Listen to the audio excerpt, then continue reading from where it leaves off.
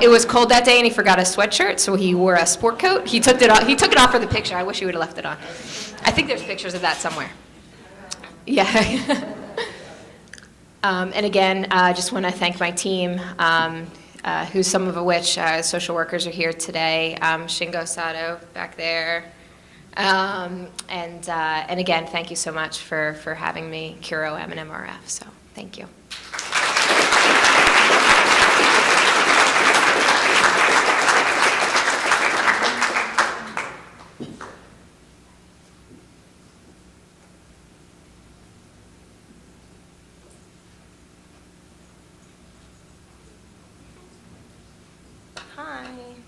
I don't like microphones, so bear with me.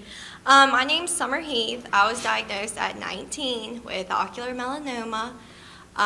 It was really weird, really rare. They told us that 6 out of a million, they're all older men, blah, blah, blah. So through the power of social media, one of my friends, when I post on Facebook, she was like, hey, this girl that knows my brother, she has it too, and she went to Hopewell. I'm like, wow, that's cool. Let me talk to her. So she can give me some advice on what I'm about to go through with the radiation plaque. So we started talking, and she went to Wells as well and talked to Shields, and she had the plaque and had it for extended time like I did, and we had all these things in common. She was like, yeah, you should talk to my friend Keenan too. She went to Hopewell too. That's weird. All 3 of us went to Hopewell, but this is an old men's disease, so it doesn't happen to young girls. So we started talking, and our family started talking, and we're like, this is really, really weird, so we should start investigating. Well, it wasn't even a year after my diagnosis that we lost both Meredith and Keenan. And that was really hard for us and our family because they were my role models, and they guided me for everything I had to do and explained it in terms that I could understand for what was going to happen next. And so that really pushed us to figure it out. And once again, through Facebook and social media, I was creeping through the ocular melanoma page. And I found one of the other girls. She was like, yeah, I'm having a meetup at my house in Lake Norman. I live on Lake Norman. Weird. So I messaged her. I'm like, hey, where do you live? And she's like, oh, I live in Terrace Creek, right beside Hopewell High School, where we all went to school. I'm like, that's even more strange. And she's like, yeah, and one of the girls who lives on the other side of the high school, she was just diagnosed too, and she's like under the age of 30. So there's 5 of us, and we start doing news interviews and talking about it, and I think unofficially the number's up to 20 now, maybe 20 cases of ocular melanoma in Huntersville, but it's rare, so it never happens. So we've been pushing to get this looked at, and we've been brushed aside. No, there's not really a cluster. No, there's nothing you should worry about. It's from tanning beds. None of us tanned. So we were very upset, and the families are very upset that nothing's being done. And we're slowly making our way and pushing through the help of other communities, other supporters, other foundations, and we're finally getting this looked at.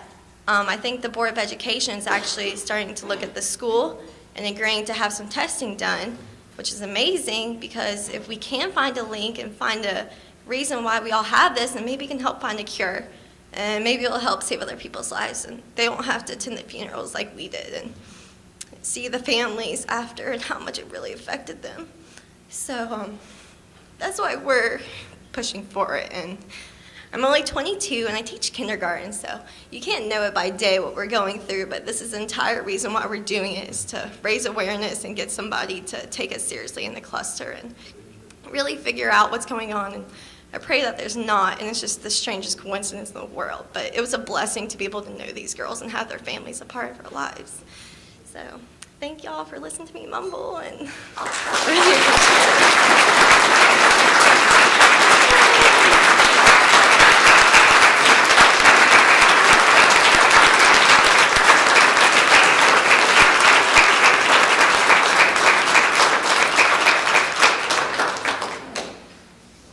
it's the end of the day, but I will be really in trouble if I go back to North Carolina and don't tell Brandon Mallory's story. She began with we the people, and she makes the comment that too often communities are acting defensively, and she's very happy that we're here in Atlanta on an offensive mode, and that there's alliances of community groups, institutions, and hopefully governmental authorities to get some answers. So I think this was a nice recognition of the personal side of Huntersville, the professional side of our team between ophthalmologists, oncologists, and medical oncologists, and I'm happy to be here. So Brandon is doing other things. She is an enucleated patient, so she's out there doing community visits with friends that she knows that are dealing with a prosthetic, and she makes every effort to be as they called her, a melanoma warrior, and she received an award from the community in recognition of her public service. So thanks to the family. I know this was difficult for them, for all of them, and thanks to Marlena for helping us understand. Appreciate it. Sorry, are there questions? Just very quickly, what's the registry cost? I say this knowing, by the way, that you have applied for funding from us to help start the registry. So, well, I understand. Look, I understand. It's like how much does a car cost, right? Yeah. You know, it depends on whether you get a $400 20-year-old something or Yeah. you buy a Lamborghini. Yeah. But yeah. let's say something that's actually functional. Yes. May not have all the bells and whistles. Yes. But has enough meat to it that actually could make a difference. Yeah, so, number one, we need the participation of all the centers. And So, that's assume that assuming that'll that. happen, right? It's easy to implement and use a database registry that kind of already exists, a platform that already exists. So when we've been discussing this, and in my proposal, we looked at using REDCap, which is already kind of an existing mechanism for developing databases that are shared across institutions. I understand. I'm really just trying to need a number. Number? This is where it gets really, you see, you try to pin people down, it's like, it could be as big as, right. Look, I don't want to put you on the spot. No. I think to implement this in a way that makes sense, probably, a couple $100,000. Is that an initial cost or an ongoing annual cost? Because what's going to happen is, so there's an initial cost, and then the ongoing cost is going to be putting in cases, Right, right. So there's going to be, I think, probably a larger upfront cost, but then there's going to be cost that's going to go along in maintaining the registry. So upfront a couple $100,000, then an ongoing cost of $100,000 or so for data entry or something? Yes, across the board, yes. Okay. Yeah, and I think that could really get us a meaningful, Yeah. not only incorporating, the limited data set that I put up, but, there's been a few rare cancer registries in UK that have done it really well. One of which is actually for GIST, which is a rare form of gastrointestinal cancer.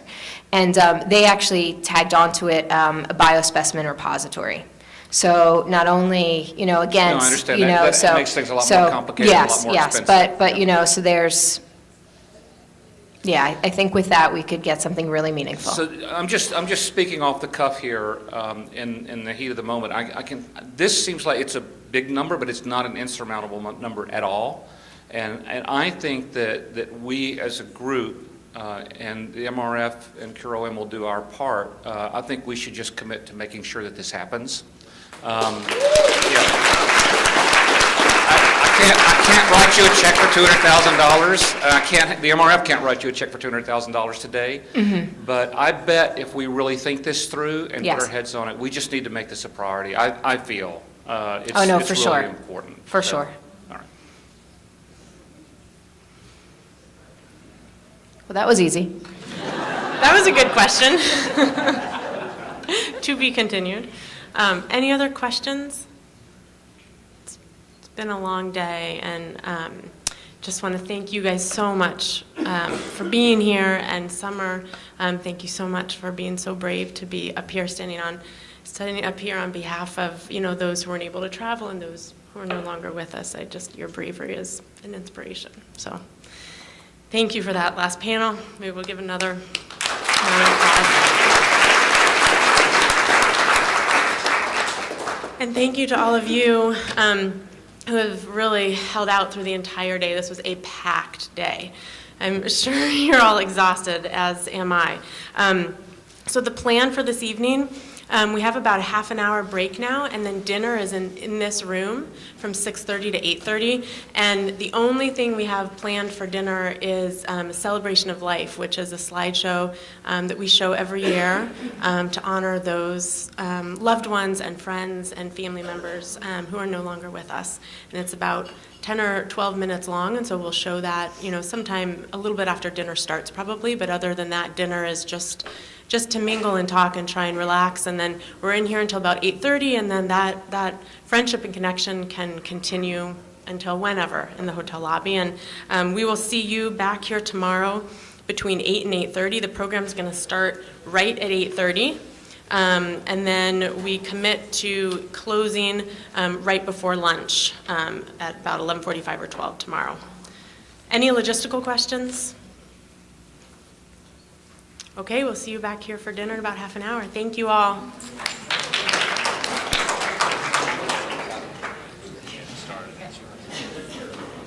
Yeah.